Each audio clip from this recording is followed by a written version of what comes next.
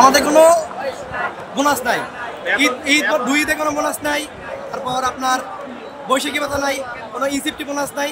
আমরা শুধু কাজ করি, বেতন পাই শুধু 17,510 টাকা, 17,610 টাকা শুধু বেতন পাই, যা দিয়ে আমাদের চলতে এই বাজারে খুবই কষ্ট হইতেছে। তখন বাংলাদেশ ব্যাংক অন্যান্য ব্যাংকে 24,000 টাকা নির্ধারণ করা হয়েছে, সেখানে আমরা বাংলাদেশ ব্যাংকে চাকরি করে আমরা 17,610 টাকা বেতন পাই।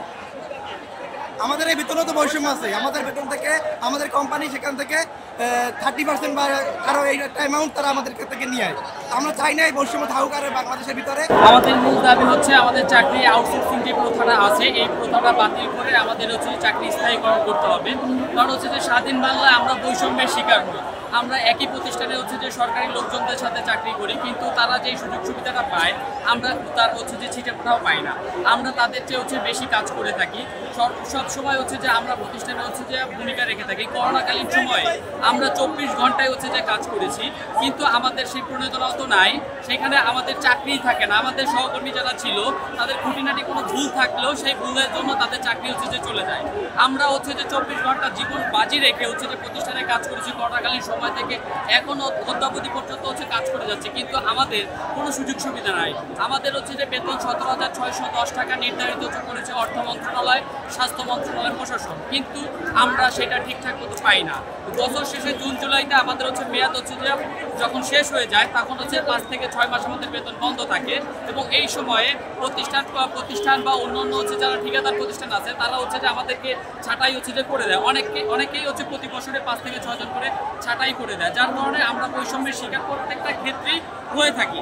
এখন হচ্ছে যে আমাদের দাবি যে স্বাধীন বাংলাদেশের বৈষম্যের জন্য ছাত্র জনতা সর্বসাধারণ হচ্ছে যে লড়ে গেছে, এই লড়ার পক্ষে আমরা তাদেরকে সমর্থন করি, এবং সেই সমর্থনের জায়গা থেকে আমরা চাই আমাদের আউটসোর্সিং যে প্রথাটা আছে এই প্রথাটা টোটালি আমাদের বাদ দিয়ে আমাদের বৈষম্য দূর করে দেখ এবং আমাদের চাকরিতে স্থায়ী করে দেখ।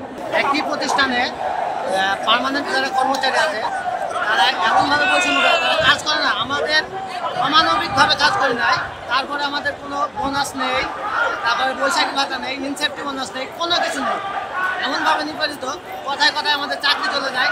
এটা সবচেয়ে দুর্ঘটনার বিষয়। এই জন্যে আমরা এই বৈষম্য থেকে দূর করানোর জন্য এই আন্দোলনে আজকে আমাদের মূল দাবি হচ্ছে আমাদেরকে জাতীয়করণ করা লাগবে। এক অফিসে 2 নিয়ম থাকবে না ভাই, নিয়ম থাকবে একটাই। আমাদের ঈদ বোনাস নেই, বেতন ঠিক মতো দেয় না, এগুলো আমরা সব দাবি দাওয়া আপনাদের কাছে আমাদের দাবি দাওয়াগুলো মেনে নেন। এক অফিসে 2 ধরনের নিয়ম চলবে না। আমরা বৈষম্য চাই না, স্বাধীন বাংলায় কোনো বৈষম্য চাই না, মুক্তর বাংলায় কোনো বৈষম্য চাই না। আমাদের কোথায় কোথায় চাকরি চলে যায় ভাই, আমরা কি জন্য আমরা 2001 সালে নিপীড়িত নির্যাতিত, এগুলো আমরা সরকারের কাছে দাবি তুলে ধরতেছি। আমাদের দাসপ্রথা থেকে মুক্তি দিয়ে আমাদেরকে জাতীয়করণ করা হোক।